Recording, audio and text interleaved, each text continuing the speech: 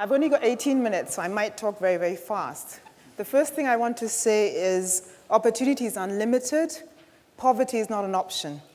The reason I say that is because the work I do is with children and young people from the slums and the poor rural areas of Kenya.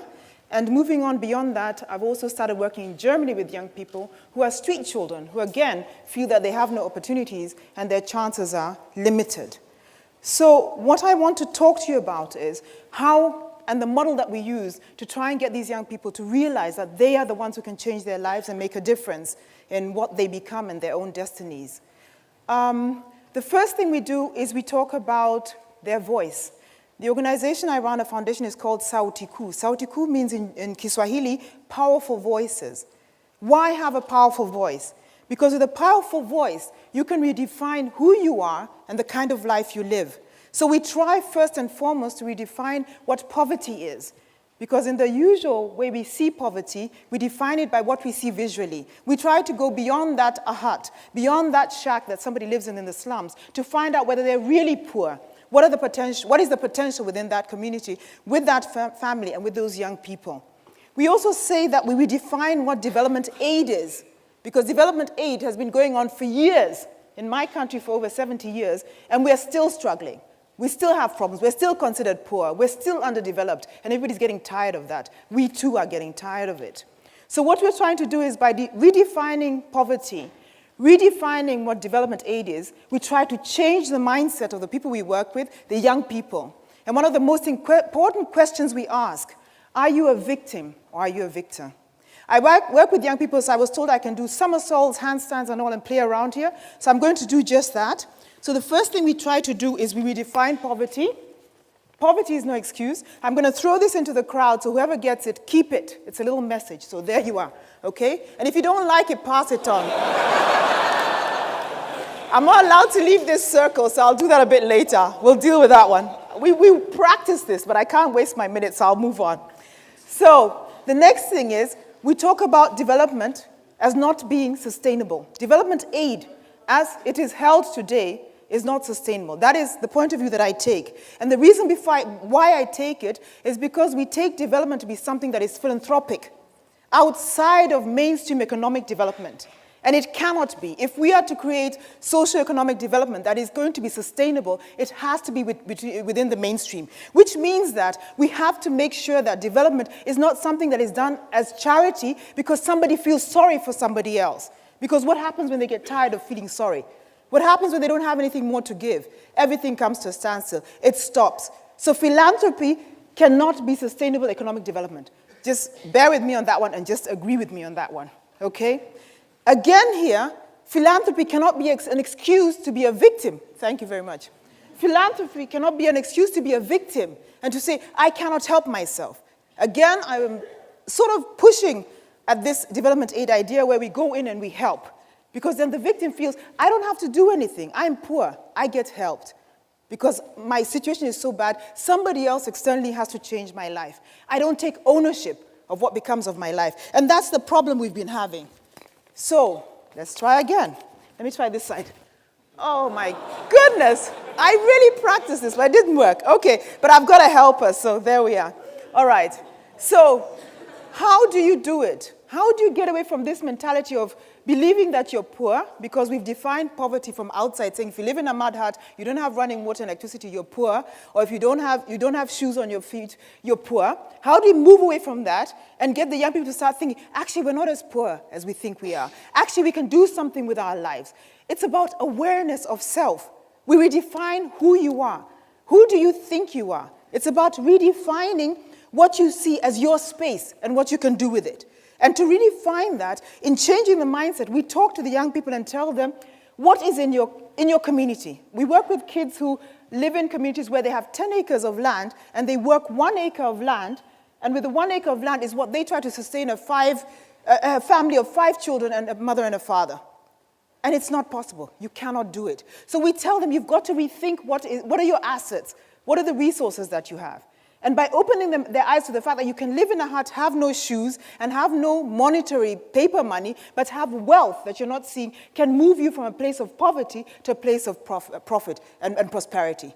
We try to change that mindset. We challenge them. We tell them, challenge the status quo.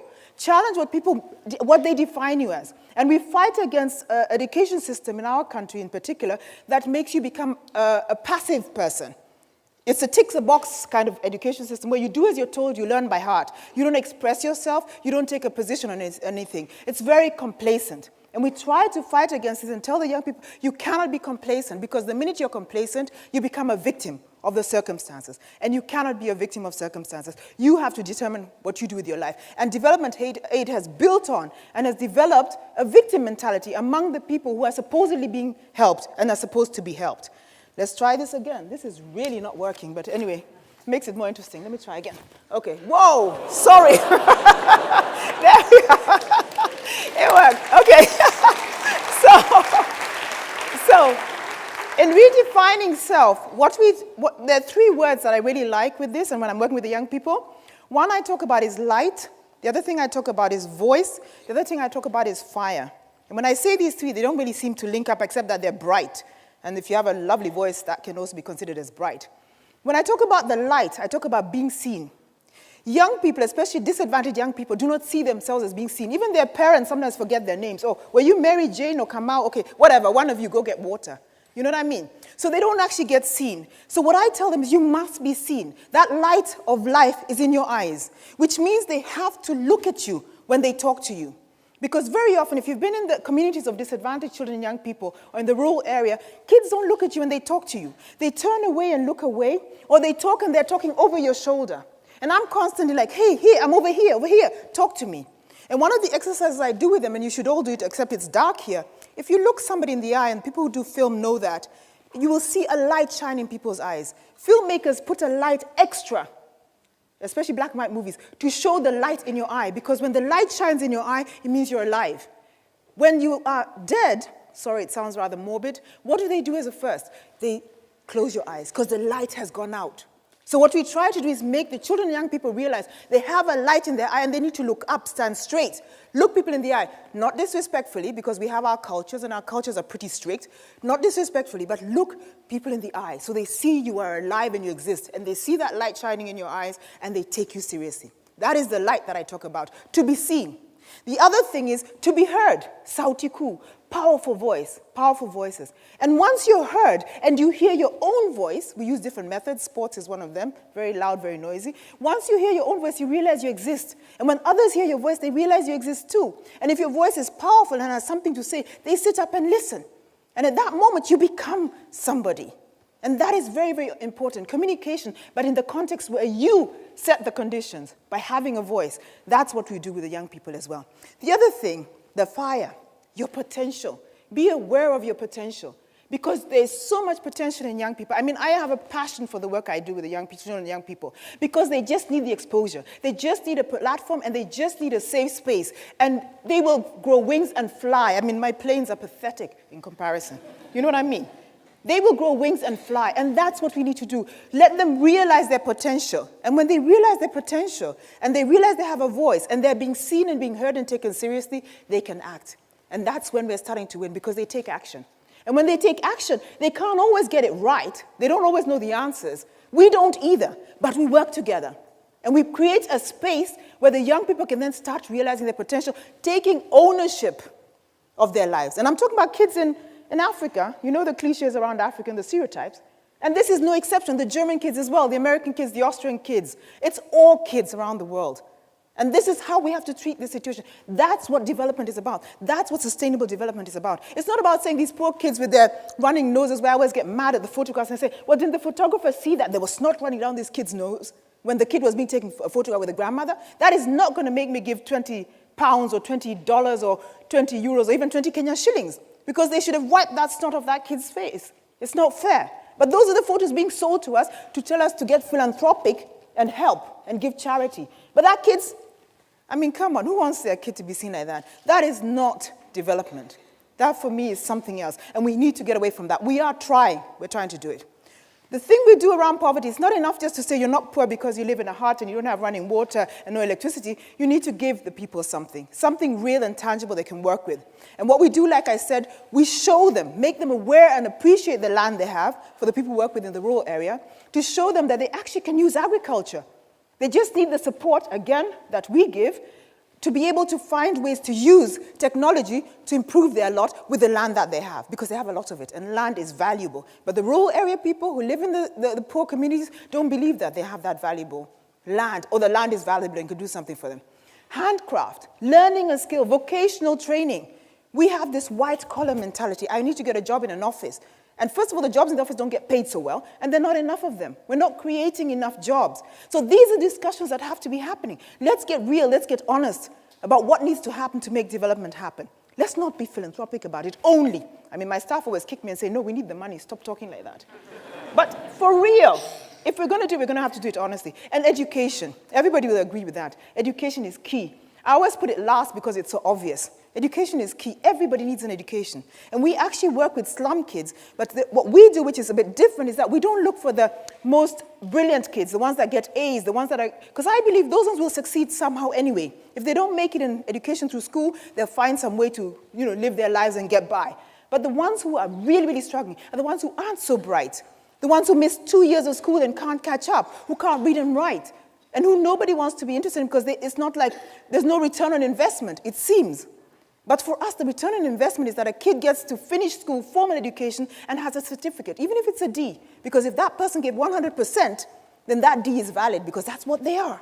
Then you look for other methods to improve their lives. So this is what we try to do. We try to tell them, if you don't have the land as the resource you have, then you might have a skill. And if you don't have the skill, you always have your intellect. So that's the resource you have. Use what you have to get what you need, not what you want, what you need. That's the first thing. That's sustainable development. And on top, so in a nutshell, what we're trying to do is we're talking about, and this is such a cliche, but it's true, we're talking about trade, not aid.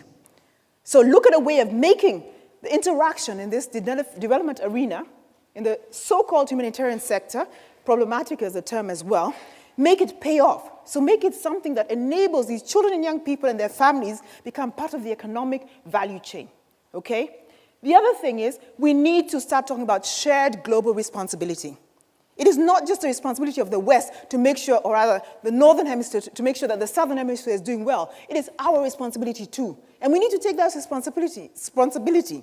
There's nothing about being PC. This word PC bothers me very often because people are scared. A white person comes to the rural community and sees that something's not being done very well and he's told, oh, this is culture. And he says, okay, I'm going to let it go because this is culture. I can't get involved, politically correct. I'm like, no.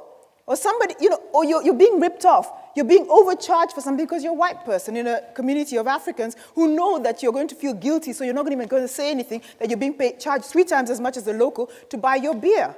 No, say no. Let's stop being PC. Let's be realistic. Let's take this responsibility together because that's the only way we're going to make change happen, okay? And that is very, very important. And that's what I tell all of the partners, everybody who works with us, whether they come from England, India, from Bangladesh, from England, from Germany, from Austria, from America. We are on a par when we're doing this job. And if you feel that I'm doing something that's not right for you, tell me. Because the question key to all of what we do, be it the children and young people, be it us as an organization, Sautiku, we always say, what's in it for me? Because that's the only way to do it. And that comes to the next thing. Because the work has to be in partnership, and it has to be a win-win for everybody, and it's got to be honest. And honest to me doesn't mean necessarily that it's fair. Because, business people, they can do an honest deal with you, but it doesn't have to be fair because they want to make their money. But then you know, right? Because he's honest, he's putting his cards on the table. And that's the whole way development should be. It has to be part of the economic value chain. It has to be a part of the economic structure in all of these countries. And then we come to what then really happens. If we are honest about this and we follow this method, then it's eye to eye. The approach is that you sit at a table and you have the conversation. And then you negotiate. And you push this way, you push that way. You say, no, this doesn't work for me. You learn to say no. Most of our countries, we do not say no. Starting from government down to the kid in Mombasa who gets told to go and sleep with some old man because she's going to get money for her school fees because she's not even going to go to school. And she says yes. Because she hasn't learned to say no. Even that you should be able to negotiate, as wrong as it may be. And once you start doing that and you get your strength and your voice, that's when development is going to happen. That's when you're going to determine what happens in your country, in your societies, in your communities. Be it in Germany, in Europe now, there are problems also there. Youth have no jobs. There are a lot of problems going on in the different countries. You have to learn to take a position. And that's what we do. That's the model we use with Sauti. And with this model, one of the things that is so important about the eye-to-eye approach is that when you do the eye-to-eye approach and you're negotiating, then something happens, which for me, I always try to leave as kind of the last thing I say. Because when I started in this arena, which is not so long ago, always say I'm 29 forever, it used to be, let's give them fish, right? Then it was, let's teach them how to fish, right? Which seemed a good idea, because then they're doing it for themselves, what we call help to self-help. But actually, for me, the question is not, let's give them fish, let's teach them how to fish. The question is, for me, you have to ask, do they eat fish? Do they eat fish? Do you know what I mean?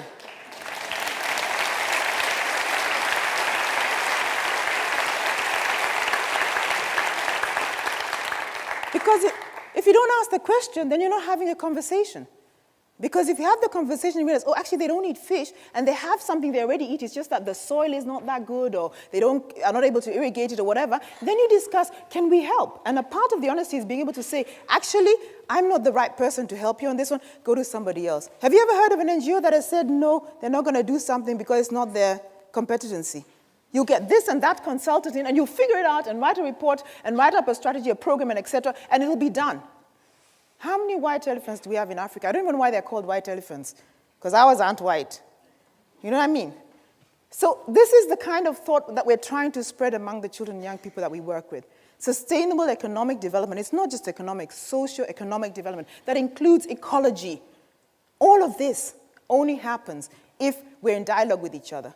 If the young people start taking responsibility, and their families, our communities take responsibility, realize themselves, realize who they are, and also realize the potential, not just in them as individuals, but the potential of what is in their environment, the land that we have. We all know about our mineral resources, but those are the big companies that are taking care of that, and it's all going away, right? Because it's being done all in the Northern Hemisphere.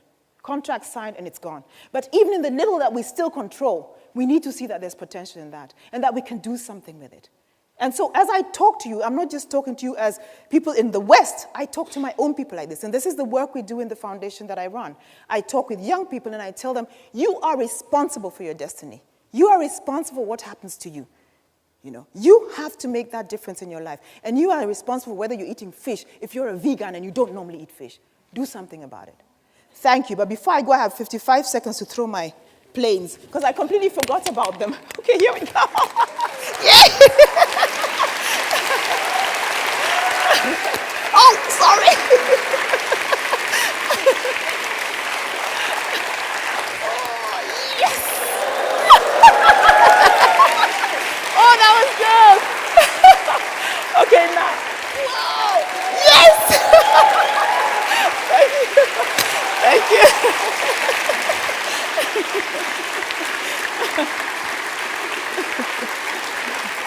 Oh. Thank you so much. 18 minutes. Thanks. Bye. Thank you.